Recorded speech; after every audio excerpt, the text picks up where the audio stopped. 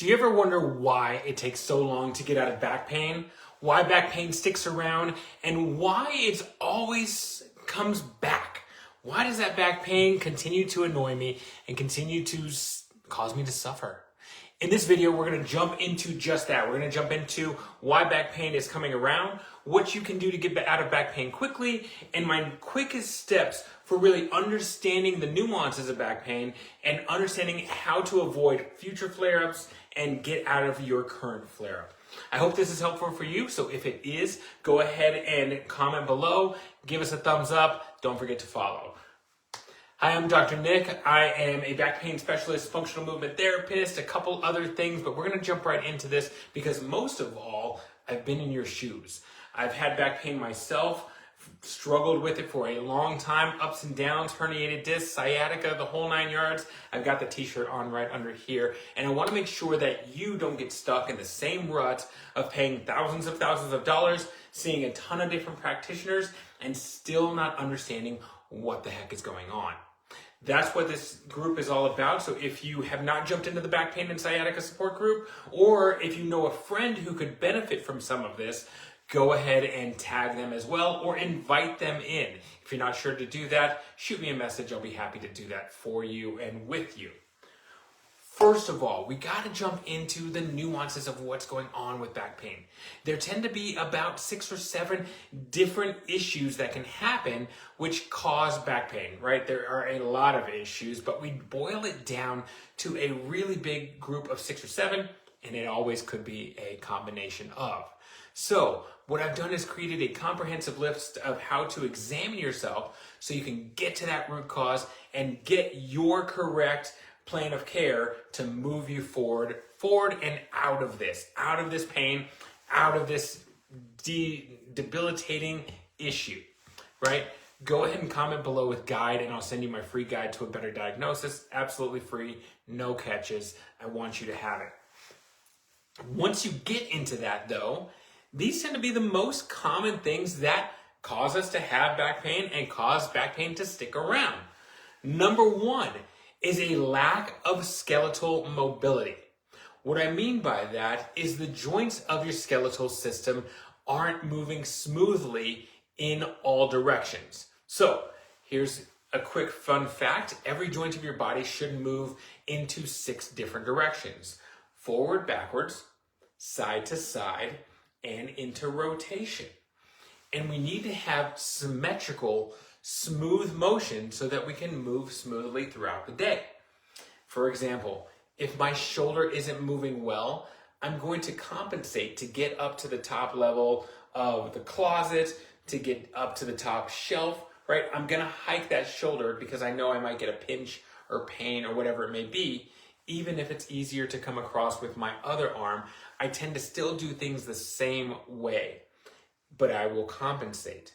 So to regain that skeletal mobility, to have full flexion, full extension, full flexion of the spine, and what we need to do is make sure that our thoracic spine, lumbar spine, pelvis, and hips are all moving really, really well. Make sure that you have full mobility there, and if not, maybe a mobility program will help.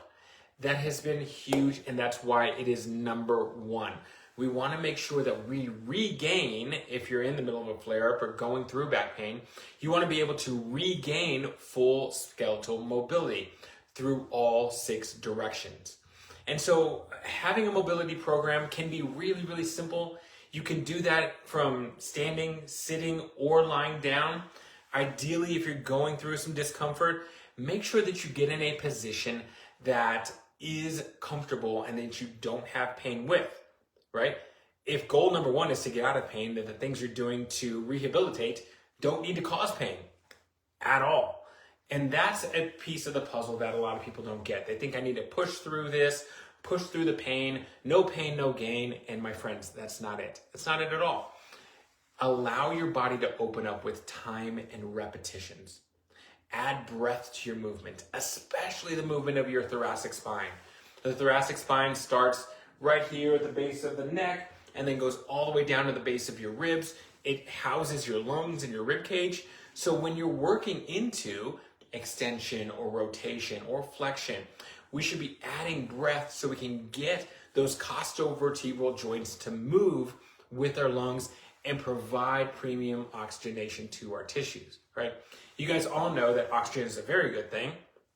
It also decreases inflammation. It helps with pain levels. It helps to reset your pH level, among a million other things. Nervous system resets and just good motion of these joints here. We could go on and on about breath, but we're going to keep going on these topics here. So full mobility of the thoracic spine, lumbar spine, pelvis, and hips. Okay? If you have questions about how to get that, you know where to comment. Let's jump in. Number 2, we're going to go into postures and habits. I, myself, am a big ball of habits, right? I brush my teeth the same way. I put on my socks the same way each and every day. And so what happens is we tend to adopt some habits that are easiest for us because that's just the way that we do things for whatever reason, but they may not be the best thing that are serving us to move forward. And that's a really important distinction of what is easy versus what serves us.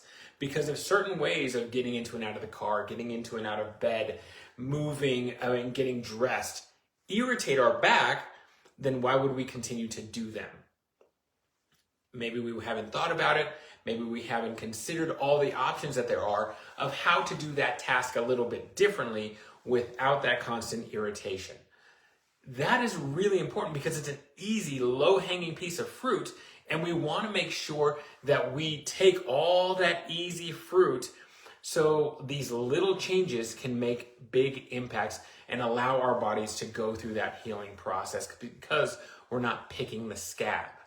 Picking the scab is a term I use for all those little irritations that happen throughout the day where, again, I'm getting into bed, maybe I'm lying down, and oof, that little thing just hurt right there.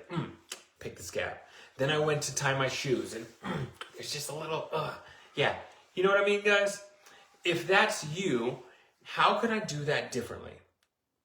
We'll go through, oftentimes it's transfers, changing positions, getting up and down from the couch, laying down or sitting for too long, standing for too long, getting into and out of bed or into the tub. Those types of things, those change of positions tend to have the most irritation throughout the day. And we're going to go through some of that here, and we'll go through some of that in future videos here. But the other thing is posture. Posture when I'm sitting, posture when I'm standing, maybe even my gait sequence or the way that I'm walking, right? When you are standing, you should be able to stand with a relatively neutral posture. Neutral meaning that there's no tension in the lumbar spine, no tension through that lower back, aka no tension, no pain going down the leg. And hopefully we can resolve that with some really quick techniques. Techniques like being able to set our pelvis in that neutral spine and support ourselves with some core activation. A lot of people say core, so let me just clarify what I mean by that. The muscles that we like to initially turn on and are so vital to function, movement, and your healing are the diaphragm, the transverse abdominis, and the pelvic floor. Those are your primary core muscles. The diaphragm controls oxygen. We were just talking about the way that we breathe. The pelvic floor is the bottom of that piston. It holds up bowel and bladder, and these should time together when we contract and relax. But many people, don't know where the pelvic floor is or how to activate that. They've been taught Kegels all their life, and that's just not the correct way to go about strengthening the pelvic floor while we breathe, because that causes more compression, more tension throughout the abdomen, and doesn't let you contract properly. So we have to learn how to time all this stuff, how to work together. So we're going to go into a bit more about posture. But in general, most average people need their feet about 4 to 6 inches apart in between their feet, and the feet need to be about equal. So what I mean by that is oftentimes when I see clients and I go through their postural assessment, one foot's going to be turned out to the side while the other is straight ahead, or maybe not as quite turned out, but there's some asymmetry there. We're always looking for symmetry so that we can build an equal and firm foundation foundation, right? You're not going to see a skyscraper with a little bit more cement, concrete, rebar on the right side compared to the left side, or north side compared to the south side. It's going to be symmetrical at the base. And so our feet are really important to posture. And then we work on moving up that kinetic chain. We work on making sure that the knees are unlocked, that our weight bearing is equal, that the weight bearing through the foot is distributed evenly, and a little bit more posterior for most people. Posterior meaning backwards. We want to get those glutes involved and take away all the pressure from the front of the feet and toes so that those toes can move. And that affects our balance. So again, lots and lots to dive into here. But let's go to the next piece, is motor control. So we talked about the core muscles, the primary muscles. There are some secondary and tertiary muscles in there that you get into as you develop some awareness. But being able to control those muscles is a different matter altogether. Because how can you strengthen something that you cannot control? It's very important to know what the contraction feels like, to be able to do that at will and do it really well without activating your lower back muscles. It's funny in this back pain recovery that strengthening the back muscles, the paraspinals, which, just so you know, create spinal extension, is not really one of the FMT 360's primary goals. It is not until much, much later on that we worry about strengthening the paraspinals or the rectus abdominis, the six-pack muscle there at all. We're going to make sure that we have our transverse abdominis, that we can maintain neutral, and that our limbs can move reciprocally.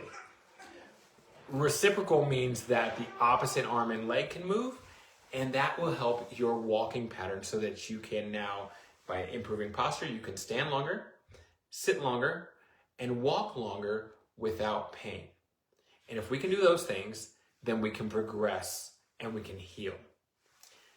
Number 4 here, I think we're on number 4, right? We're moving on through, guys. And if you have questions, go ahead and make sure to comment below if any of this is ringing a bell or hitting some lights here, kind of thinking about some new ideas.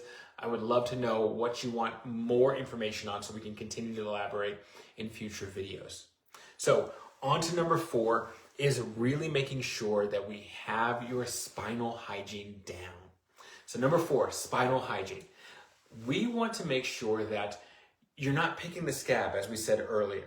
We're not irritating that back with constant postures, positions, movements that really make us irritating. So the other things that could cause some zingers down the way is if we're doing a lot of twisting or flexing and rotating. Those tend to be irritants to lower back pain, especially if you're dealing with a herniated disc or bulging disc or sciatica. We want to make sure that your spinal hygiene is nice and safe throughout the day and steady. So we're keeping shoulders, hips, and knees in alignment as we're going through our daily activities. It's not hard at all to maintain spinal hygiene. It just takes a little bit of thought and a little bit of mindfulness. So when you're getting into bed, instead of just rolling onto your back and doing one of these numbers and getting the ow, make it 2 movements. Simply roll to your side, onto your side, legs come up at the same time, and then roll onto your back. 2 movements. When you're getting into the car, instead of doing this and getting in there, flexing and rotating so we can get into the car, turn, sit, and then take your legs to the front. See how we didn't turn, twist? Turning, twisting, flexing, and twisting causes torsion. Torsion is the way that we break a bolt if we wanted to take a bolt off of a car or move that and really loosen things up. We want things to heal. We want things to come together, right? We want to have no more pain. So let's control torsion. Make sure that we're not torquing and that we can maintain neutral through that core stability, making sure that all these muscles are staying together and that spine is staying stacked a level at a time. All right. We want to jump into our next move, our next big core thing, and that is belief. Believing that you can heal is a big, big deal. We've talked about a lot of things that were movement, posture, breath, core control, and the way that we're moving our body, but believing that you can heal and surrounding yourself with positivity. And whether that's family support, family or friends, prayer, meditation, just positive vibes, whatever that is to you. I'm not here to tell you what that is, but believing that you can heal is going to be so important. Henry Ford said it best, whether you believe you can or believe you can't, you are right. And so if you believe you can heal and you continue to do the things that help you to move into that pain-free direction and seeing progress in multiple avenues. Again, it could be that you can stand longer, sit longer, walk further. You can do a little something without that pain, or you can participate in something you couldn't before. Maybe it's a family event or a sporting event or anything like that. Seeing those little bits of progress and celebrating those wins along the way is huge. Write those wins down, write your goals down, talk about them often, and continue to keep that in consciousness at the forefront of your thought so that you're staying accountable to your goals, you're staying consistent with your plan, and you're noticing the progress along the way. Don't wait, my friends, until you're all the way healed to start celebrating. Celebrate along the way and let those celebrations get bigger and bigger and bigger. Finally, last one is going to be strength. Once we get this control and mobility and the idea of neutral down, then we move into functional strength. And that's where the big five, the essential five functional movement patterns come into play. Being able to squat, lunge, deadlift, split stance deadlift, and single leg golfer's pickup come into play so that you can maintain proper posture as you're going through life. And this is where you get to take life back. This is where you get and make sure that you are taking back all the things that we missed along the way so that you can enjoy things moving forward. I hope this has been helpful for you guys. Do comment below with any questions that you have, whatever else, other questions that you have about back pain healing, healing sciatica, disc herniation, SI joint dysfunction, whatever you got going on. I'm Dr. Nick. I'm happy to help. And thank you again for being a part of this group. Take care.